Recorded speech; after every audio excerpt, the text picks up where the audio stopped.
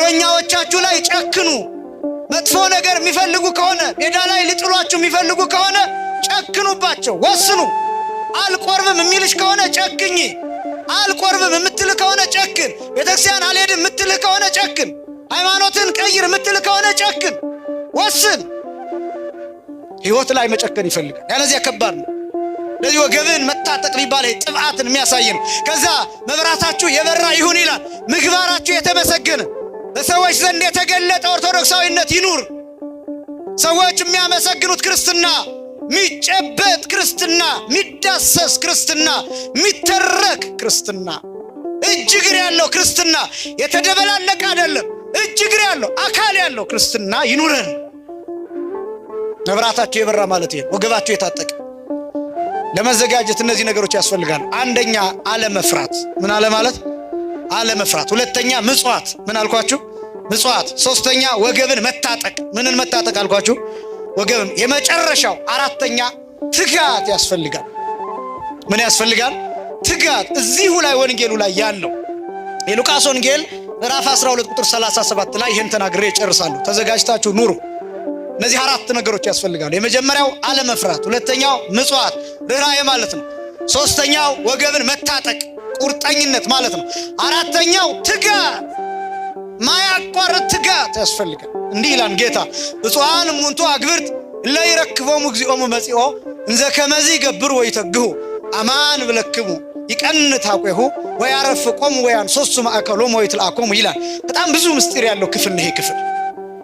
ሲተረጎም እውነት እላችኋለሁ ጌታቸው በመጣ ጊዜ እየተጉ እያገለገሉ የሚያገኛቸው ባሮች የተመሰገኑ ናቸው፣ ንዑዳን ክቡራን ናቸው ይልና እውነት እላችኋለሁ ያረፍቆሙ ያስቀምጣቸዋል ይላል። ይቀንት አቆሁ ወገቡን ይታጠቃል፣ ወያንሶሱ ማእከሎሙ በመካከላቸው ይመላለሳል፣ ወይትልአኮሙ ያገለግላቸዋል ይላል። ይህን በምሳሌ ላስረዳችሁ። አንድ ባለጸጋ ቤቱን፣ ሀብቱን፣ ንብረቱን፣ ሆቴሉን፣ ሌላው ድርጅቱ ለሰራተኞቹ ሰጥቶ አደራ ሰጥቶ ኃላፊነት ሰጥቶ ይሄዳል ወደ ሩቅ ሀገር። የሚመጣበት ቀን አይታወቅም። ከዛ ሲመለስ አንዳንዶቹ ኃላፊነታቸውን እየተወጡ ያገኛል። ሌሎቹ ግን ጌታችን ከሌለም ችግር አለ ኃላፊያችን የለም ምናምን ብለው እንደፈለጉ እያመነዘሩ እየበሉ እየጠጡ ያገኛቸዋል።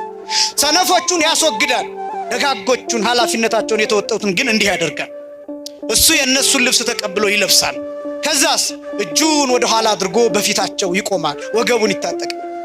ከዛስ ምን ይላቸዋል? ተቀመጡ ይላቸዋል። እነሱን ያስቀምጣቸዋል። ከዛስ ምን ይላቸዋል? ወያንሶሱ ማእከሎሙ በመካከላቸው ልፍ ይላል፣ በመካከላቸው ይመላለሳል። ምን ይላቸዋል? የፈለጋችሁትን እዘዙኝ ይላቸዋል። ወይትልአኮሙ ያገለግላቸዋል። እነሱ እሱ እስኪመጣ ድረስ አገለገሉ። እሱ ሲመጣ እስከዛ ያገለግላቸዋል። እሱ እስኪመጣ ድረስ እነሱ ምኖች ነበሩ? ባሮች ነበሩ። እሱ ሲመጣ እነሱ ምን ይሆናል? ባሪያ። እነሱስ ምን ይሆናሉ? ባለቤት ይሆናሉ፣ ባለጸጋ ይሆናሉ። ተላላኪው ማን ይሆናል? እሱ። ላኪ እነማን ይሆናሉ? እነሱ። ይገለበጣል። እንዲህ ሲያደርጉ የሚያገኛቸው ባሮች ብፁዓን ናቸው። ይህስ ምን ማለት ነው? ባሮች የተባልነው እኛ ነን።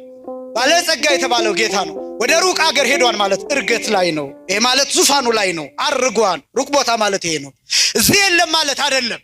ነገር ግን እሱ እስኪመጣ ድረስ ኃላፊነቱን ለካህናት ሰጥቷል፣ ለሊቃነ ጳጳሳት ሰጥቷል፣ ለእኛ እንደየድርሻችን ሰጥቷል።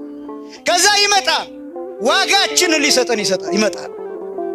ከዛስ ተኝተን ነው የሚያገኘን ወይስ እየሰራን ነው የሚያገኘን? ይሄ ነው ጥያቄው። እያገለገልን ካገኘን፣ እየተጋን ካገኘን፣ ንስሐ እየገባን ካገኘን፣ ስጋውን ደሙን እየተቀበልን ካገኘን ምን እንደሚያደርግ ታውቃላችሁ? ጌታ ይቀንት አቆሁ ወገቡን ይታጠቃል። ወገባችሁን ታጠቁ መብራታችሁ የበራ ይሁን አይደል ያለው? እሱ ወገቡን ይታጠቃል። አሁን ለምን ታጥቀን ነው አይጠበቅም? ታጥቀን ነው የጠበቅነው፣ እያገለገልን ነው የጠበቅነው፣ እየተጋን ነው የጠበቅነው።